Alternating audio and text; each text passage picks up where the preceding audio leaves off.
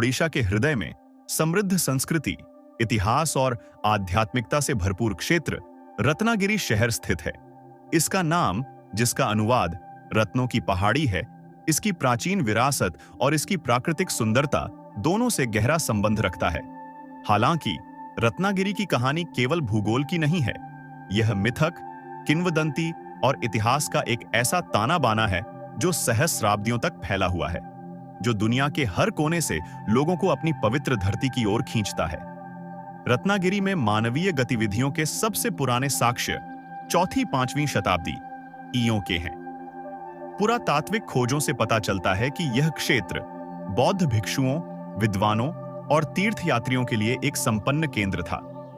रत्नागिरी पास के उदयगिरी और ललितगिरी के साथ मिलकर डायमंड ट्रायंगल का हिस्सा बना।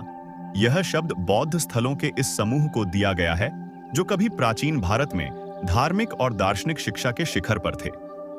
ऐसा कहा जाता है कि यह क्षेत्र महायान बौद्ध परंपरा का एक समृद्ध केंद्र था, जहां भिक्षु आदरणीय शिक्षकों के मार्गदर्शन में अध्ययन करते थे, ध्यान, दर्शन और धर्म की बारीकियों का अभ्यास करते थे। रत्नागिरी के परिदृश्य में फैले एक समय के जीवंत मठ, स्तूप और ध्यान गुफाएं आध्यात्मिकता के स्वर्ण युग के मूक गवाह हैं। किंवदंती के अनुसार रत्नागिरी एक महान और रहस्यमय खजाने का घर था। ऐसा कहा जाता है कि पहाड़ी, जिसका नाम रत्नागिरी का अर्थ है रत्नों की पहाड़ी, न केवल दुर्लभ पत्थरों का निवास था, बल्कि आध्यात्मिक रत्नों का भी निवास था। यहां का खजाना सोना या रत्न नहीं था, बल्कि युगों का ज्ञान था, ब्रह्मांड के गहन रहस्यों की अंतर्दृष्टि, जो कभी यहां रहने वाले भिक्षुओं द्वारा लाई गई थी। पीढ़ियों से चली आ रही एक कहानी में एक श्रद्धेय साधु के बारे में बताया गया है, जो एकांत में ध्यान करने के लिए रत्नागिरी की यात्रा पर गया था। वह परम ज्ञान की खोज में था और वर्षों की प्रार्थना और आत्मनिरीक्षण के बाद उसने पहाड़ी पर गहन रहस्योद्घाटन का एक क्षण अनुभव किया। उसका मन, जो कभी दुनिया के भ्रमों के बोझ से घिरा हुआ था, अब साफ हो गया था। ऐसा कहा जाता है कि ज्ञान के रत्न की उनकी खोज ने रत्नागिरी को पवित्र तीर्थ स्थल में बदल दिया, जो दूर दूर से आध्यात्मिक साधकों को आकर्षित करता है। आज भी प्राचीन खंडहरों और मंदिरों से भरा इस क्षेत्र का शांत वातावरण कालातीतता का एहसास कराता है। पहाड़ी चोटियों पर आज भी तीर्थयात्री आते हैं, जो भौतिक संपदा की तलाश में नहीं, बल्कि इस भूमि पर मौजूद दिव्य सत्यों से गहरा जुड़ाव चाहते हैं। हालांकि रत्नागिरी अब अपनी बौद्ध विरासत के लिए जाना जाता है, लेकिन हमेशा ऐसा नहीं था। प्रारंभिक मध्ययुगीन काल में ओडिशा पर शक्तिशाली राजवंशों का शासन था, जिन्होंने परिदृश्य पर अपनी छाप छोड़ी। भौमाकारा राजवंश 8वीं से 12वीं शताब्दी और बाद में गंग राजवंश 12वीं से 15वीं शताब्दी ने इस क्षेत्र के विकास में महत्वपूर्ण भूमिका निभाई। गंगा राजाओं ने विशेष रूप से भूमि के आध्यात्मिक महत्व को संरक्षित करने में बहुत रुचि दिखाई, साथ ही साथ आर्थिक और सैन्य शक्ति को भी बढ़ावा दिया। उनके शासन के दौरान क्षेत्र में बौद्ध प्रभाव कम होने लगा, क्योंकि हिंदू धर्म, विशेष रूप से भगवान जगन्नाथ की पूजा, प्रमुखता प्राप्त करने लगी। ऐसा कहा जाता है कि गंगा के राजा ओडिशा के महान संतों की शिक्षाओं से बहुत प्रभावित थे, जो शैव और वैष्णव दोनों धर्मों से जुड़े थे। इससे इस क्षेत्र में बौद्ध और हिंदू दर्शन का एक अनूठा मिश्रण हुआ।